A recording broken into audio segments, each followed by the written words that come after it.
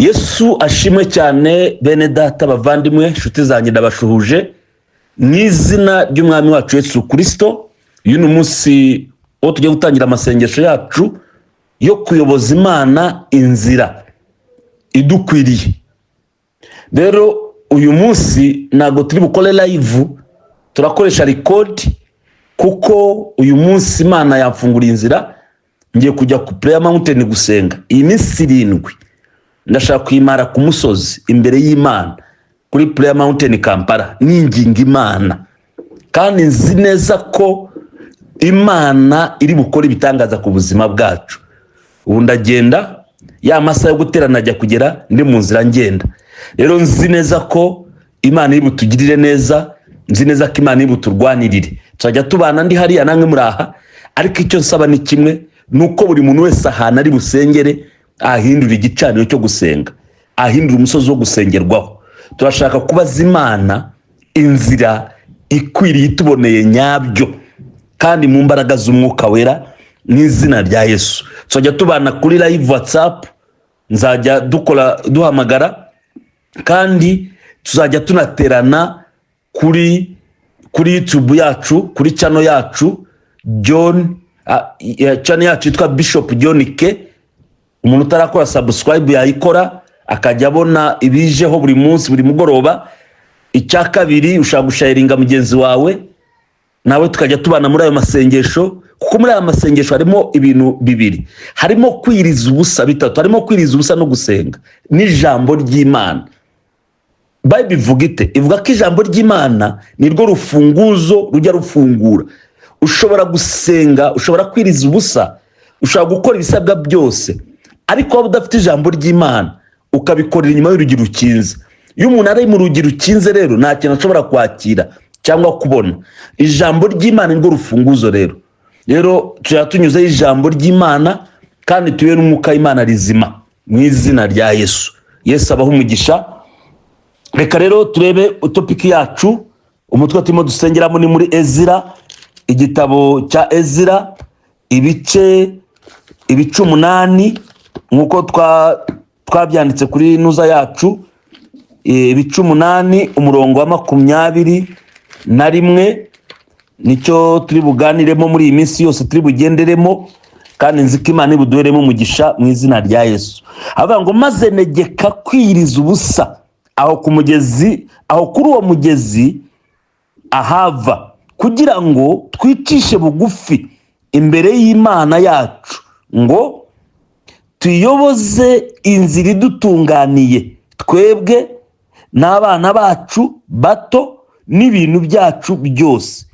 Kuko nagize isoni zo gusaba umwami umutwe w'ingabo z'Abisiraheli, w'ingabo z'abasirikare n'iz'abagendera ku mafarashi, ngo badutabare ku babisha bacu bari mu nzira. Kuko twari twavuganye n'umwami tuti, amaboko y'Imana yacu ari kubayishaka bose ngo abagirire neza, ariko imbaraga zayo n'uburakari bwayo birwanye abayireka bose. Nuko twiriza ubusa dusaba Imana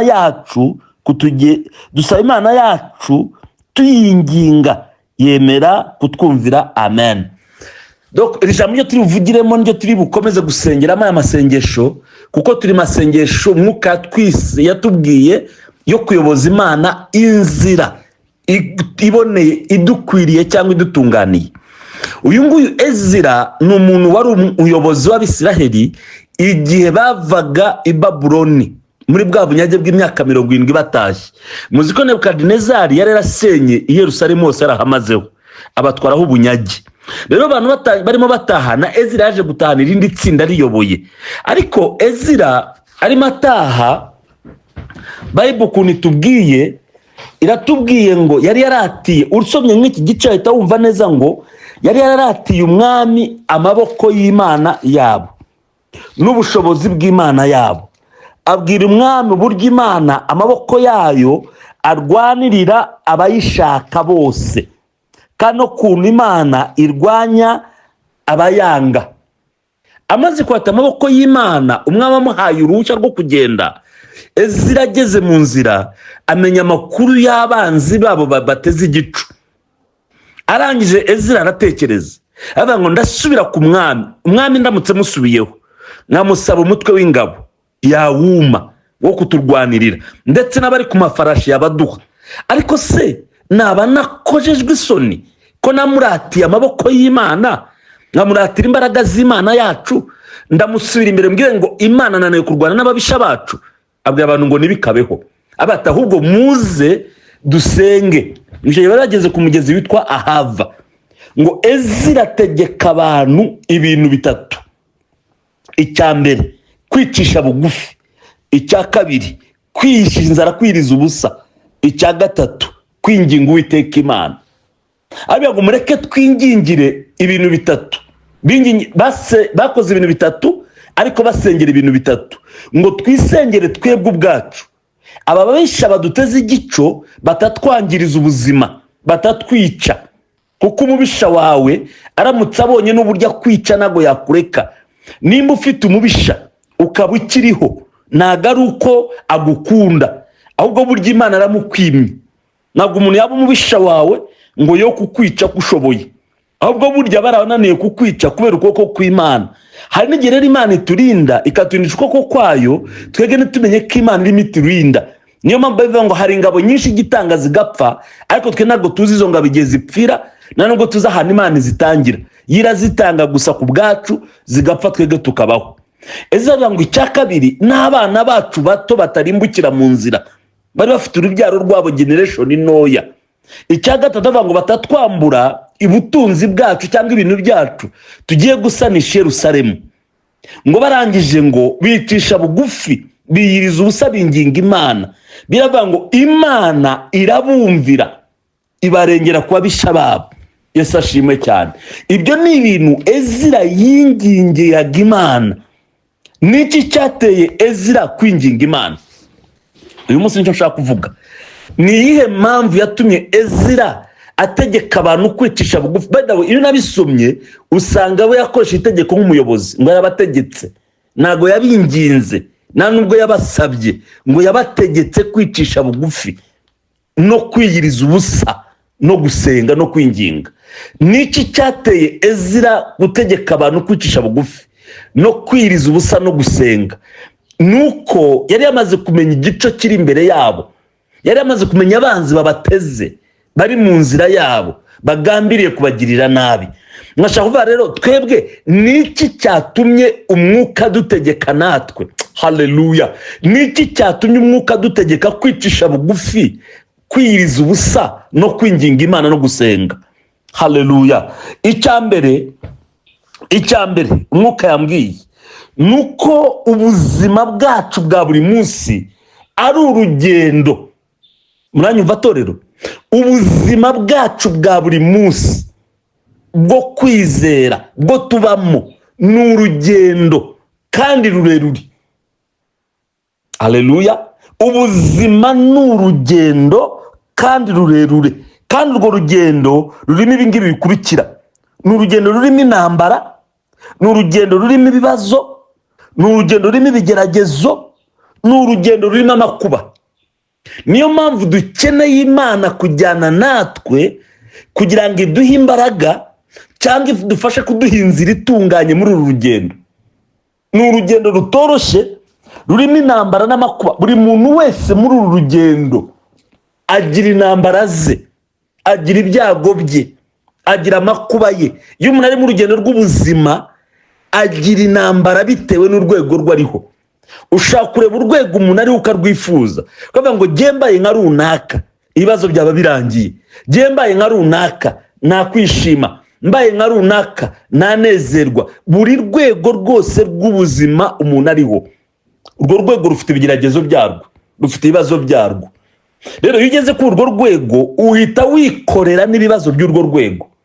Niyo mpamvu rero dukeneye Imana, kuko Ezira yavuze ngo igirira neza abayishaka, igirira imbabazi abayishaka, ukuboko kwayo kwiza kuba ku ruhande rw'abayishaka. Rero muri urwo rugendo rurimo ibintu biteye bityo, dukeneye uko kuboko kwiza kw'Imana ko kubana natwe, kuko ibibazo byo n'intambara z'ubuzima n'ibigeragezo naho twabikatira. dore ukuntu Pawulo yavuze mu Bakorino ibice 10 umurongo wa 13. Pawulo yabivuze neza. Pawulo yaravuze ngo nta kigeragezo kibasha kukugeraho kitari rusange mu bantu, kandi Imana niyo kwizerwa, kuko itazakundira kugeragezwa ibiruta ibyo ushobora, ahubwo hamwe n'ikigeragezo izabacira kanzu, kugira ngo mubone uko mubeshwaho, mubone uko mubasha kukihanganira. Pawulo hano arabivuze rero, yavuze ngo nta kigeragezo gishobora kuza mu isi cyadutse kitari rusange mu bantu. Bivuze ngo nimba hari ikintu abantu basangiye, abantu bafite urugamba rw'ubu buzima, bakomeje urugendo rw'ubuzima, nimba hari icyo abantu basangiye ni ibigeragezo. Avuze ngo burya iyo ikigeragezo cyawe kikuriho uba wumva aricyo gishya, uba wumva aricyo kiremereye, kuko ni gishya kuri wowe, ariko burya kiba gisanzwe mu bandi, ariko we nibwo kikikuzaho ni gishya, ariko mu bandi kiba gisanzwe. So bivuze rero ngo nimba Bible ivuga ko nta wundi wabasha kuducira kanzu mu bigeragezo, nta wundi wabasha kudufasha mu bigeragezo keretse Imana ubwayo kuyizera no kuyiringira, niyo mpamvu dukwiriye kuyiyoboza kugira ngo buno buzima bwacu tunyure muri ibi bihe by'ubuzima, mu rugendo rw'ubuzima, ariko turi mu nzira idutunganiye mu izina rya Yesu. Icya kabiri nuko twebwe tuzi aho turi, sibyo?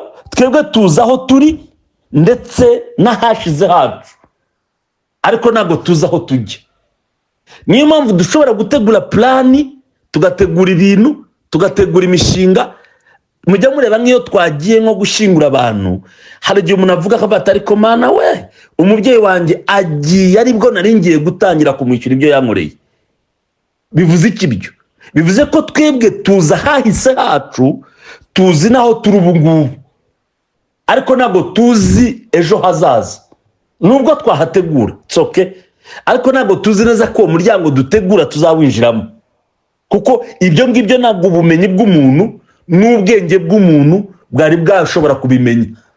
Tuzi ahahise, tuzi amateka twanyuzemo, nimba aranyuze mu buzima urabizi, nimba aranyuze mu nzara urabizi, nimba aranyuze mu bukene urabizi, nimba aranyuze mu bupfubyi urabizi, nimba aranyuze mu bupfakazi urabizi, nimba aranyuze mu bugumba urabizi, nimba waranyuze mu ndwara urabizi, nimba aho uri ubungubu urya neza urabizi, nimba urara ubusa urabizi, nimba bagusohora mu nzu urabizi, nimba batagusohora uri umukire warubatse amazu urabizi. Ibi urabizi, ariko iby'ejo ntabwo ubizi.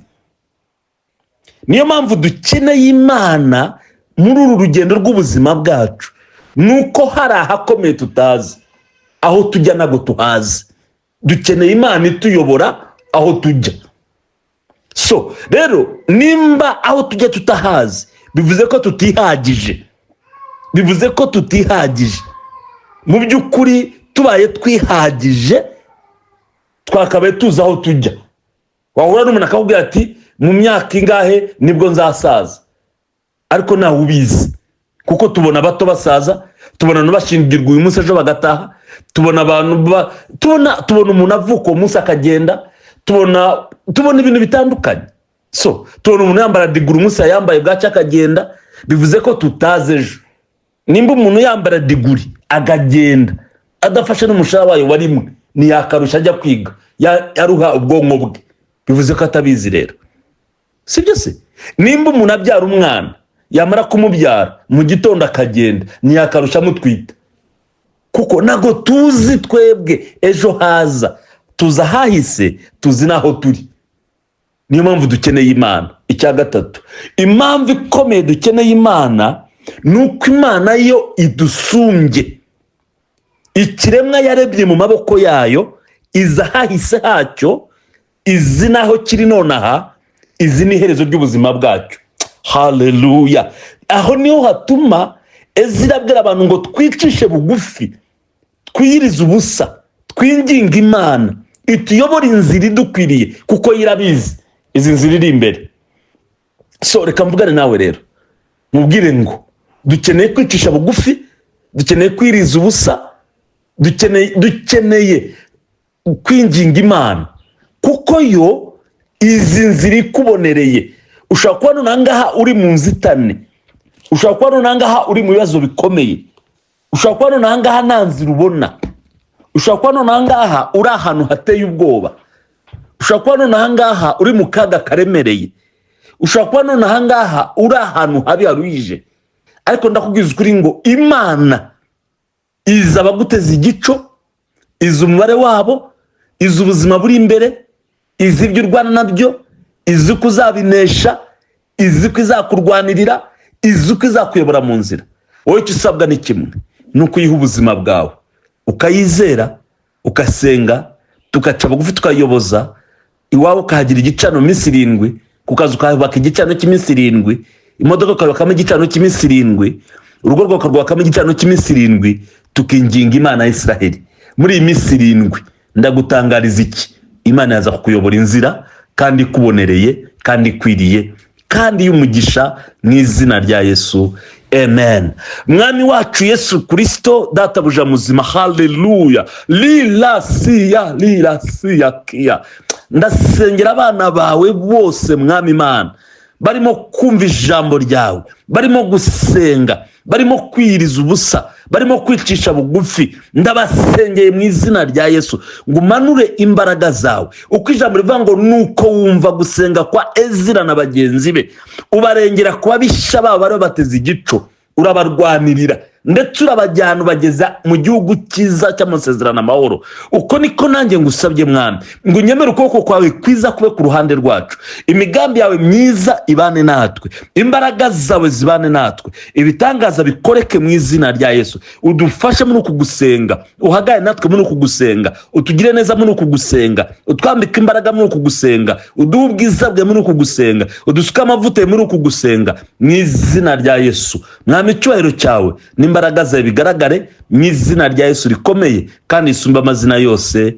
Amen. Yesu abaho umugisha. Turaza komeza twinginga Imana kandi dusenge mu izina rya Yesu. Amen.